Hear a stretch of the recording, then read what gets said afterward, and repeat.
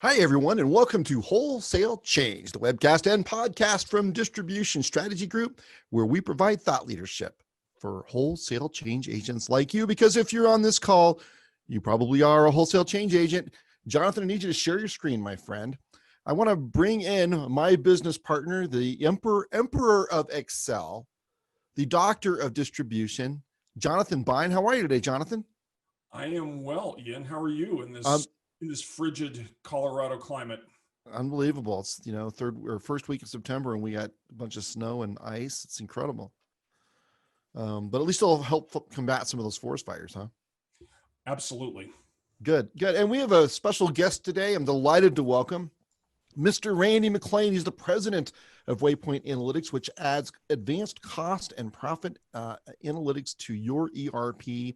And he's going to go into that. I do want to make clear, this is not a sponsored broadcast. Randy's not paying us to be on here. We have invited Randy because we think that he's got important information that distributors need to hear. So this is pure journalistic integrity here. We're not behind the scenes exchanging any money, right, Randy? Good morning. I'm delighted to be with you again and to continue the conversations that we have regularly. Yeah, it's great. So I'm going to hand this over to Jonathan. Jonathan, you need to share your screen, my friend. Okay. So we've got a really, really good discussion here about getting over the small order hurdle. And Randy has been working in profitability and cost to serve analytics for about a dozen years now. Randy, you've probably looked at tens of billions of dollars of transactions. Is that a fair statement? Hundreds of billions, actually. Hundreds of billions. I have the wrong order of magnitude. Excuse me. Okay, so you've seen a little data in your time related to profitability, right? We've seen a bit. We've also had the great privilege of working with some of the brightest and smartest people in wholesale distribution and gathered a wealth of ideas and some really good information on what really works, some of the things that doesn't work, some of the things that don't work so well. So we've been gathering a repository of best practices across the last 10 or 12 years.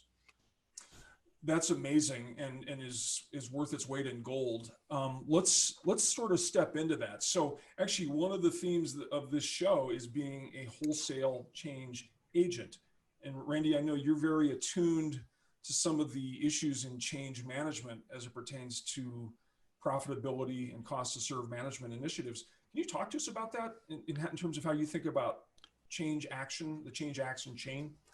That's actually a really good point. And to put this in context, we've been working during the event of the pandemic, and we're working with a lot of our clients that are operating on shifting ground where the market has changed around them. The old strategies and tactics aren't working so well anymore. And we've found some things that are really, really effective in today's market and in the environment we have here, and are going to have even greater application as we come out the other side. However, like always, if you want to get a different result, you can't keep doing the same things, and that means executives run into the permanent challenge of getting change made within their organizations and within their channels. And we've had discussions with people that have really got mastery over this kind of issue. And one of the things that came up was the concept of a change action chain. It really has to do with how many steps there are to get something done, and the attenuation that happens to each of those steps. And I can remember when I cut my teeth, I was a young buck. I had a high profile job in a big company.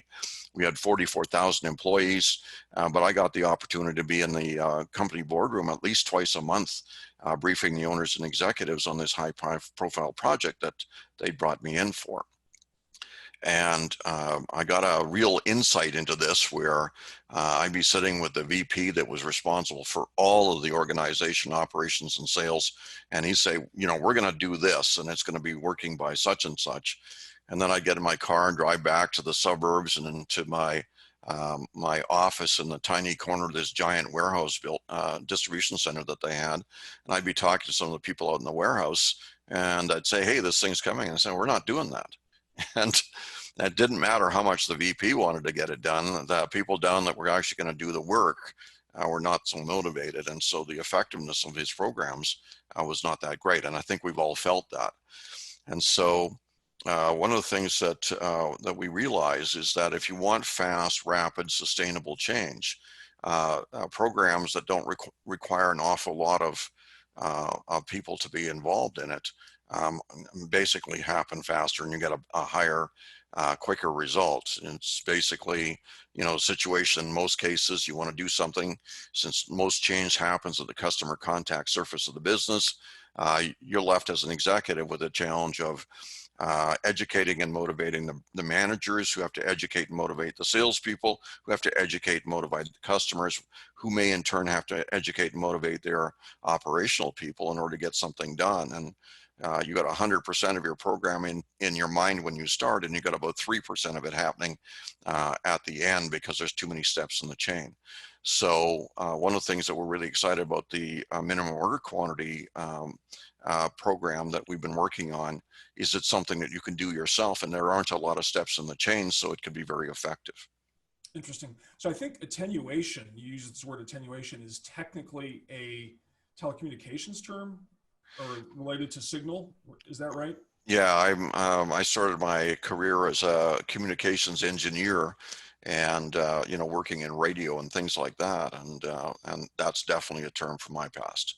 So what you're saying basically is that this is like the game of telephone. If you've got 5 or 6 steps, there's loss in each step, getting from the source to the customer. But this minimum order quantity idea that you have, this program, is something that doesn't have that effect. Is that a fair description? That's exactly right. And in fact, for all programs where you want to get something done that's different, change has to be made. And the more directly you are in control of the change, and the fewer people that have a vote on whether the change happens or not, the faster and more effective the program is going to be. So you get a much higher degree of success and a much higher return on your efforts if you can develop something with a short action chain. So let's talk a little bit about the small order problem. I know many distributors have experienced this. If they've looked at their data, they notice there's a large percentage of their orders that are small. Talk to us about the dynamics of the small order problem. How is it that people can be profitable even with small orders? Are we trying to get to 0 small orders? Take us through your thinking on the small order problem, if you would. Well, you and I have discussed the small order problem for a long time. Every distributor has it. The underlying dynamic is there's certain orders where the operating cash that's generated by the order, the gross profit in the order, is just not so, isn't big enough to cover the costs of fulfilling the order. And the larger the proportion of those orders that you have in your business, the more difficult it is to be profitable, and actually the lower profit rate that you drive as a company. And this has been known for a long time. Bruce Merrifield did a case study on it when he was at Harvard 40 something years ago. And it was widely publicized. People have been talking about it for years. The real issue is, how do you actually change that? And that's been the grand challenge, is getting in control of the small order problem. And most of the solutions have that long tail action chain, and so the results that you get on those things are not that great. And then the other issue is that the problem itself can deliver a significant drag on the profits, of course, on the small orders. But because you can have a lot of them with counter sales, big box clients that have many locations, some of them very small, don't need a lot of inventory, particular kinds of business where people are just buying whatever they need for the job, those things scale up really quickly, and they're a significant challenge to the cash flow production and profitability of many distributors, maybe almost all distributors. So let's ask a question this way. If I've got a $100 cost to ship an order, what would be considered a small order relative to that $100 cost? Do I need to be do I need to be at $200? Is it a function of gross margin? How do you think about that? Well, in this decade, according to about $100 billion of business that we're overseeing, Typical per invoice cost in distribution across about 60 channels that we do work in runs between about $75 and $125. That hasn't changed an awful lot over the last decade. Companies have gained a little bit of efficiency, but costs have gone up. And so it's been pretty static. And so there's an awful lot of elements that contribute to that. And the whole idea is basically to change the numerator on the order by getting the order value up. And the only way you get the order value up is orders are made of lines, and you have to have fewer lines that are below the money losing threshold in order to make sure that you are not going to have large portions of money losing orders.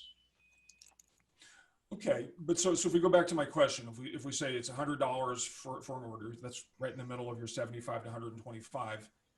Where does the order size need to be in terms of gross profit dollars to make it workable? Do I need to have $200 gross profit per order, 125? Well, that's going to matter a lot based on the cost structure of the company, right? And the Okay. and Ian, you put your hand right on it. Yeah.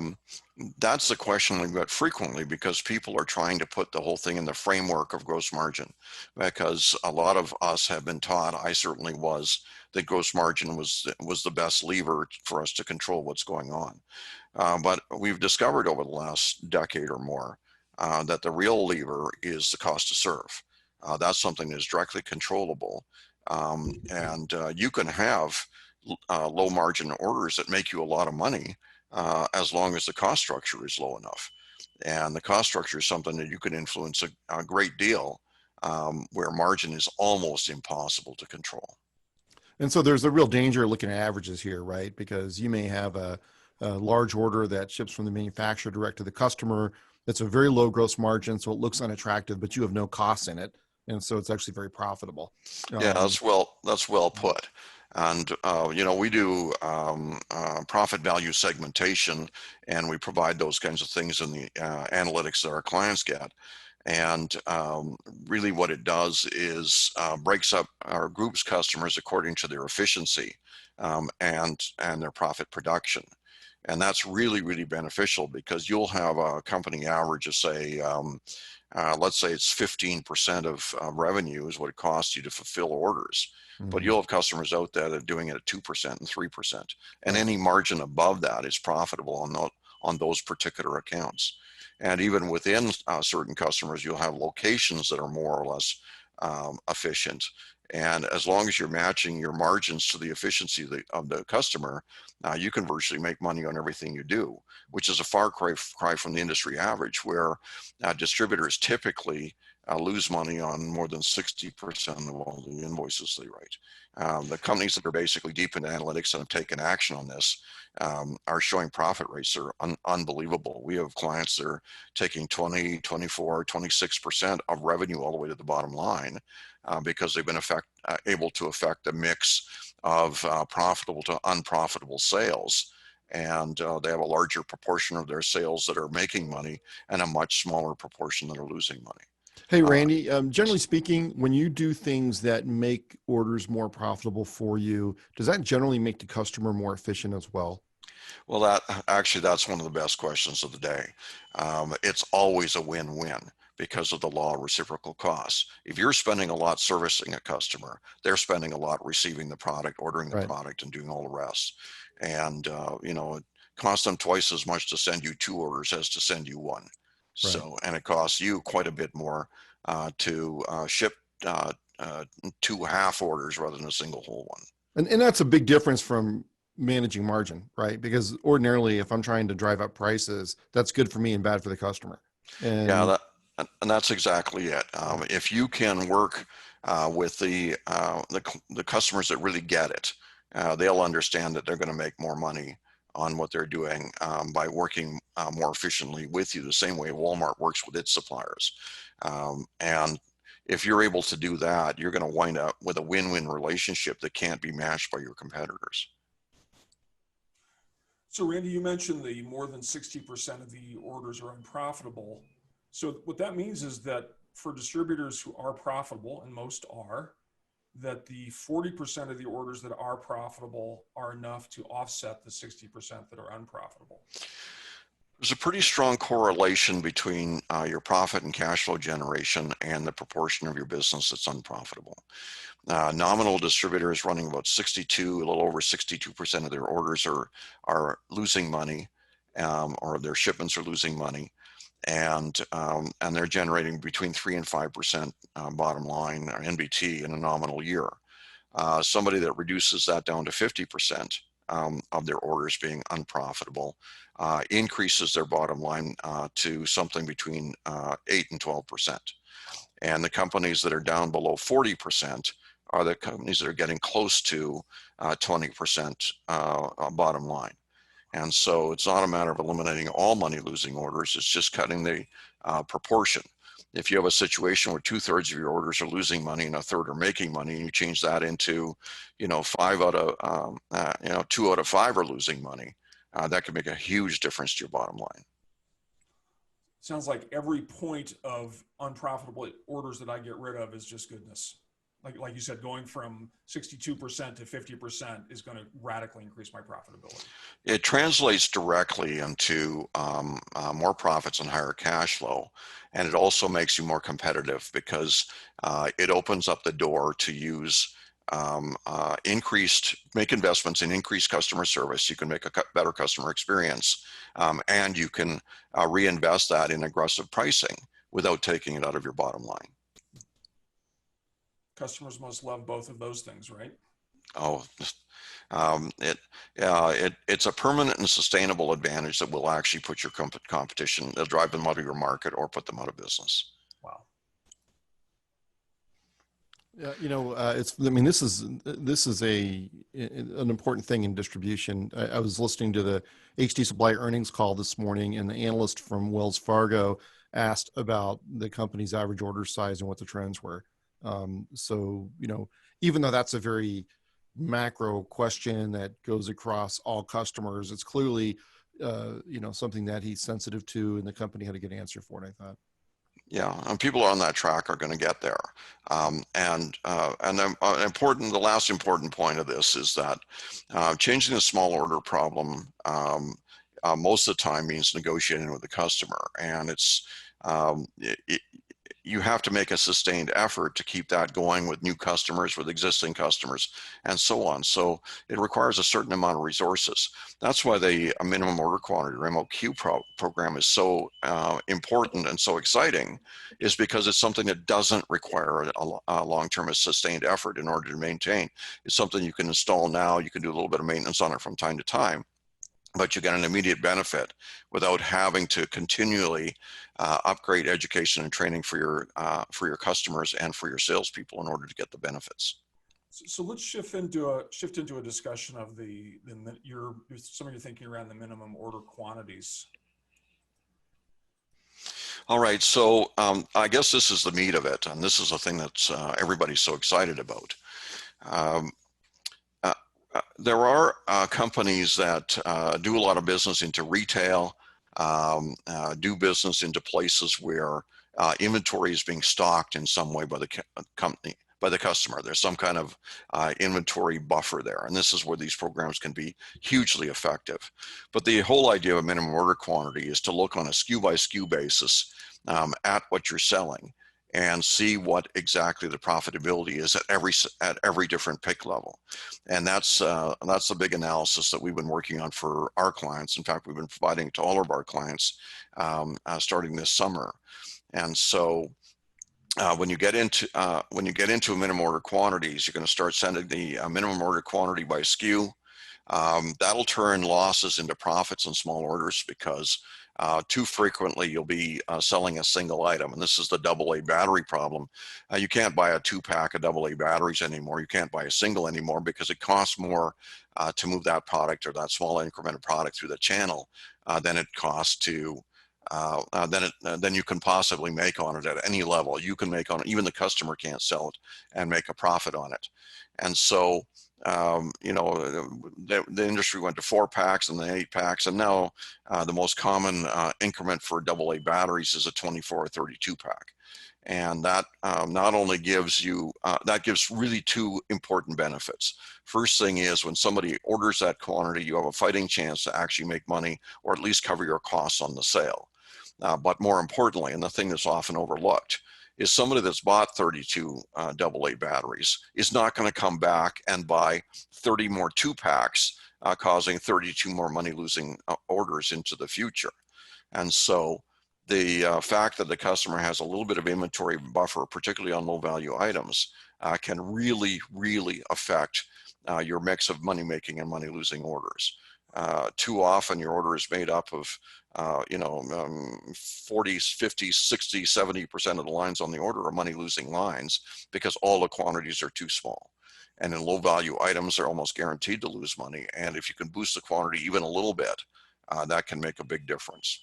So Randy, when you say set the minimum order quantity by SKU, you mean literally every SKU I have? Do you mean the 10% of the SKUs that are 90% of the revenue?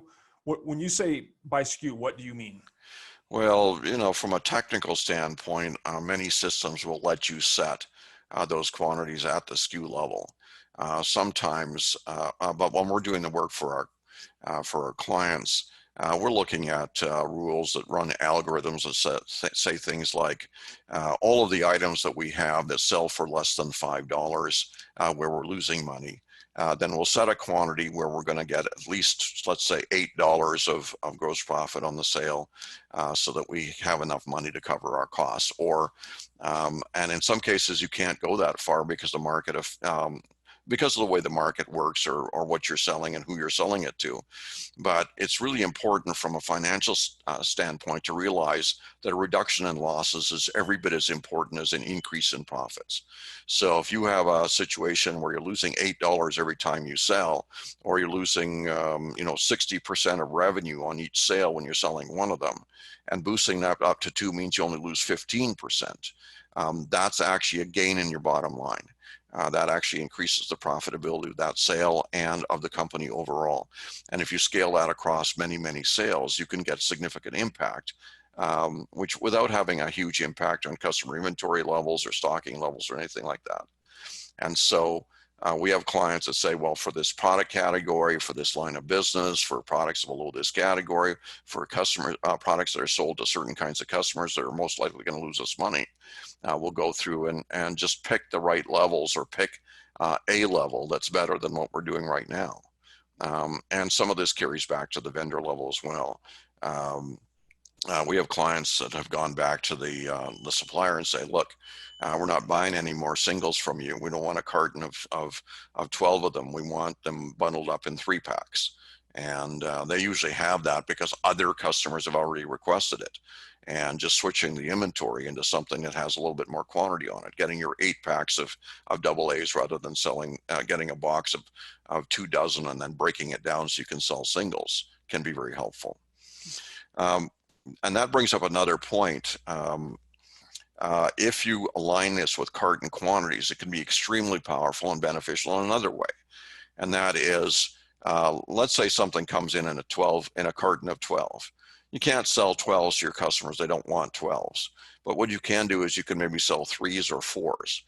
And if you set your minimum order quantity to a sub-multiple of a carton quantity, you're going to produce less dead inventory. Because right now you got a carton of 12, somebody gets 6 out of it, somebody else orders 5 out of it, there's 1 left in there. The next time somebody wants 6 or 4, it's too much work for the people in the warehouse. They'll just grab a new carton and open up, take 4 out of that. Sooner or later, that carton with the 1 item left in it is, the product is dirty, it's got dog-eared, it's fallen on the floor, and maybe got broken, or but for whatever reason, it turns into dead inventory. And so if you're setting your minimum order quantities to sub-multiples of a carton, then you're going to get 3 orders out of a 12-pack when you're selling 4 at a time. And they're a lot less likely to develop and create dead inventory that's taking up volume in your warehouse and eventually liquidating some of your investment in inventory. So you have to do prime factorization of the carton quantity to come up with the minimum order for that particular SKU. There's the PhD that I Oh know so man, well. you guys are both nerds. I just want to make that publicly Guilty as acknowledged. charged, Your Honor.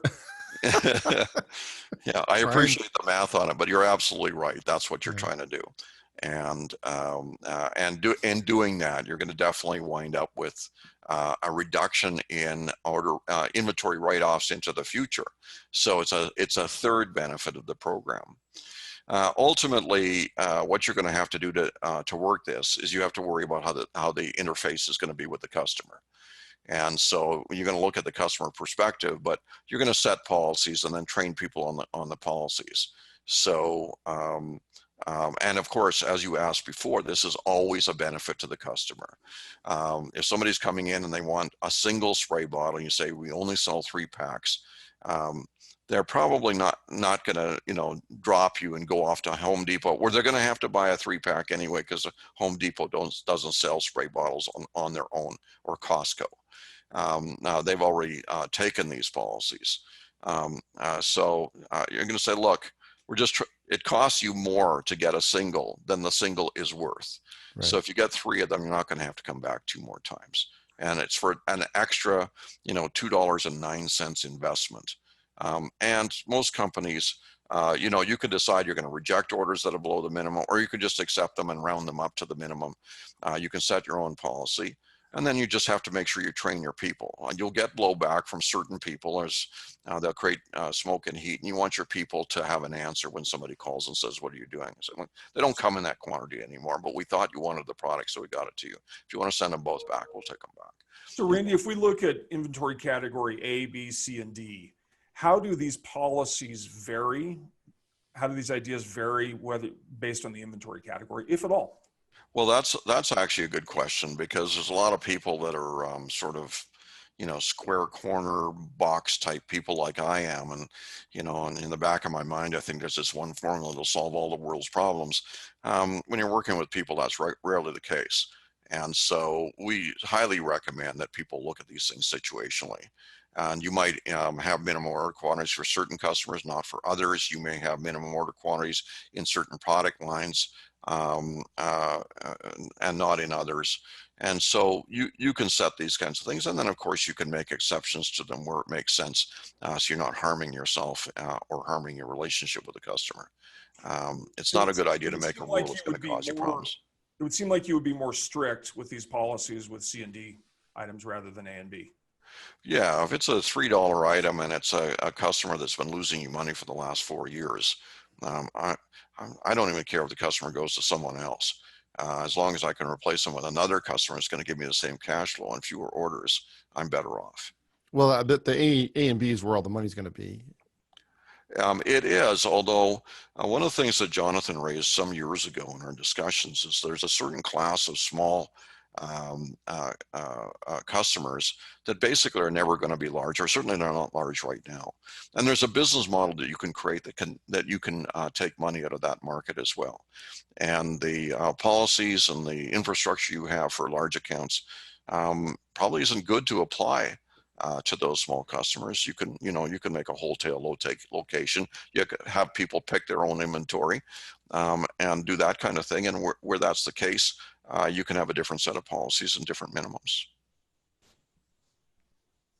Yeah, I mean, arguably much of construction is about making money with small customers. Absolutely. Right. Yeah, well, much of construction is mastering the logistics of making sure that they can get the exact quantities to the exact right place, and that they're doing it in mass, rather than shipping them, everything they need for a day for a site. You might be able to load the truck with all the stuff they're going to need that week, and as long as they keep the inventory in the truck and don't leave it on a construction site, they could be better off. Or in some of our clients, they put containers out on the sites and they stock the containers. And then they provide security for the containers. So they have a way of staging inventory so that they're not shipping so many small quantities. So there's some pretty creative solutions out there. The thing that I thought was very interesting is I provided for people that get the collateral after the podcast, just a chunk of one of the analytical sheets that our clients are getting and using. And it's a little bit dense, but the main thing is that for each SKU, it shows all the different pick quantities for that SKU, the number of times that it was picked as a single, the number of times it was picked for 2, 4, 8, 12, whatever the numbers are across the course of usually a year. How many times was it picked at this quantity level, and what was the profitability when it was picked at that level? And the example at the top of the sheet, you have something that's it's actually a $2.34 item at retail. You make 21 cents in gross profit on it when you sell a single. And you lose 90% of the revenue on it. So if you got a $10 of revenue, you're going to lose $9 selling it when you sell it quantity 1. If you boost that to quantity 2, you're only losing $2.60 instead of $9 each time that it's sold. And if you get it up to quantity 4, you're only losing 7%. It starts to get into the money when you get to quantity 8, 12, and so on above that. And so you have an ability to look at items, item by item, and say, well, wait a minute, does it make sense to lose basically $1 on $1 of sales on something? And the answer is, of course not. And so you can look at the number of times that happens. You can look at something else that sells for $30, and you can find that quantity 1 is acceptable. You're either losing very little or you're making money when you sell that particular item, the way it tends to be sold. The other thing that's kind of interesting is that the NBC rate, that's what we call profit here at WayPoint.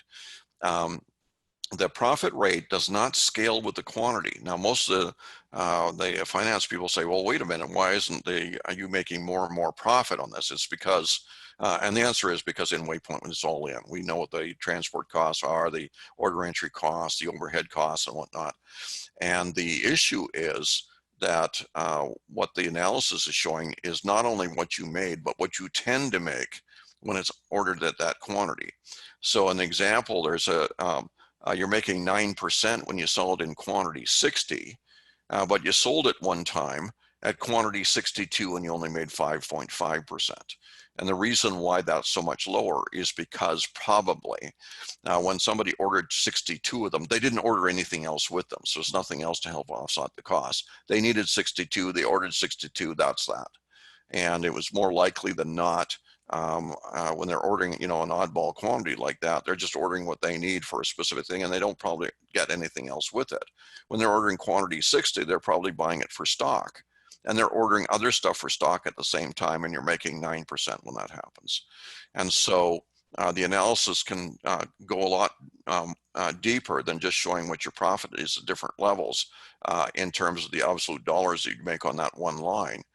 It takes into account the tendency of those things to be purchased on larger orders or smaller orders with or without other products and so on. So this can be really, really beneficial and provide some real insights to what's going on in the business. It seems like this makes a really strong case for forward buying, right? I mean, that's essentially what you're pointing to as you go from 1 to 2 to 4 to 8 to more, that if people forward buy, the profitability is going to change significantly. Yeah, and I guess there's two overall concepts that we think about. It's kind of natural for us in the analysis that we're doing. The first thing is that each customer relationship has a business purpose, and the business purpose is to convert inventory or revenue into profit. That's what the relationship is for at its base level. You have certain customers that are really good at that. They'll turn $100 of revenue into $20 of profit. And you have other customers that are maybe make $2 of profit, and other customers will lose you $7 every time.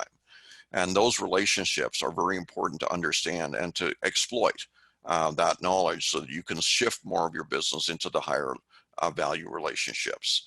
The other thing is that buffered inventory as a concept is very, very valuable throughout the channel.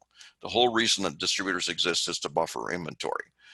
It gives the manufacturers a place where inventory can be staged, so they can sell it to a single place, and then multiple customers can come and draw on that inventory. That's what a distributor does.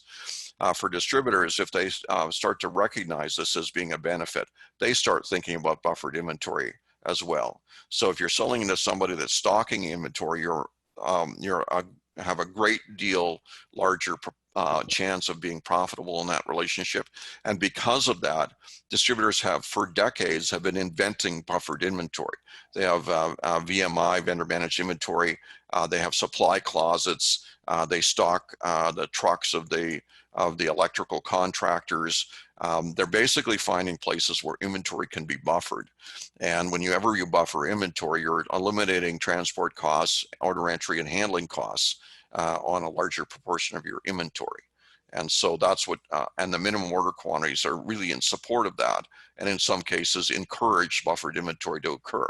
Somebody's buying a 32 pack of AA batteries, they're buffering the inventory. And so that gets you a direct benefit. What are some of the things that we can take away from this around minimum order quantities in terms of the benefit, and perhaps what we should be doing as distributors? Well, I got to tell you, in 10 years, we've never talked about any topic with our clients that made them as excited as they are about minimum order quantities. We're getting wide scale adoption. Everybody virtually that we work with is developing programs around this. And the reason why is it has a significant benefit in terms of impacting your small orders and dealing with a small order problem. It is the direct answer to fixing the imbalance between cash flow or gross profit and operating expenses. It will reduce your overall operating expense because you'll write smaller checks to UPS and FedEx and so on. And you may wind up recovering some personnel costs. If you have attrition of personnel, you may not need to replace those people, and it'll leave more money on the bottom line. If you're not doing that, it's going to basically free up capacity in your organization so you can handle more business without having to lease another truck or hire a new warehouse person and so on. So it gives you some facility for growth. It really reduces dead inventory because of what we talked about before. And it doesn't require a change, an sustained effort, because you can make those changes right in your own system with a little bit of training locally so your people can answer questions from customers. You can make a change. You could have a different P&L in October as we're talking about this. We're in the beginning of September. In the very next month, you could be seeing a benefit that will translate into your bottom line. And then overall, because the chain is short, it's really easy to control and really easy to implement. A little bit of technical work, getting the analysis, and then deciding what your rules are going to be for how you set your minimums, and then you load them into your system, and it's all done. So you're getting benefit a week or two from now. And there's so few things that you can do in distribution that's going to give you that kind of benefit, such a significant benefit for such a low investment in time and effort. So what kind of pushback, if any, is there from the people that now have to share the fact of the minimum order quantity with the customer? That's actually an important question. Whenever you're making change, you definitely have to make sure that your frontline people understand what the change is, understand the benefit of the change, and have a narrative that they can use when they're talking to somebody that is objecting or at least raising questions surrounding the change. In this case, the typical narrative is, hey, we've changed this kind of thing. We've changed the minimums here. Things, this kind of thing just isn't available as a single anymore because the value is so low that everybody loses money, including you, when you buy a single one. So nobody's buying them that way anymore. So we've changed the SKU. At a deeper level, you can say, well, you ordered, I ordered one and you gave me three. And say, yeah, they come in 3 packs, and we have to. It's either reject the order or it's get you the product. And we thought that we were, err on the side of making sure you had the product. If you don't want the 3, if it's really a problem to have, $4.15 worth of product here, just send it back to us. We'll refund it to you. So no problem with that. And then at a higher level, when you're working with the buyers and whatnot, you can say, look, we've invested substantially in analytics. We understand where people make and lose money. And it's not sustainable over the long haul for us to be selling you money losing stuff where you're guaranteed to lose money on it. Most of our clients don't want that anymore. So we've been doing some work here to eliminate all of the transactions where you're going to lose money on purchasing them, because there's just no way you can receive it and handle it for the $2 or for the 15 cents of margin you're going to make on it. And so most people like you don't want to do this anymore. They're not ordering these quantities anymore. So, we're being sensitive to the market and making the shift. So, that kind of narrative is being trained so that your people are not caught like a deer in the headlights, and you don't wind up with your own people not understanding what's going on and then thinking that you've done something wrong, and they're turning that energy back on you. It seems like we should be able to create a what if tool around this, where we say, if we change minimum order quantities, MOQs, on these SKUs from A to B, or whatever it is for the specific SKU, we should be able to anticipate an increase in profit with perhaps some assumption about elasticity. I agree with that. Quite a number of our clients, we export to our clients in high volume situations where you got hundreds of thousands of products. We'll give them back a database that they can do their own analysis on. They can plug into their BI. For smaller scale organizations, we'll create a Excel spreadsheet that has all of these numbers in it, much like you were seeing on the screen a moment ago. And they can basically start playing what if with that. After the fact, we provided delta analysis for our clients, where we give them an entire inventory of say 30 days before or 60 days before versus 60 days after the change, and they can see how that balance has shifted and what it's actually done to their bottom line. And the numbers are eye-popping. It's just unbelievable what's happening when people are doing this. It's incredible.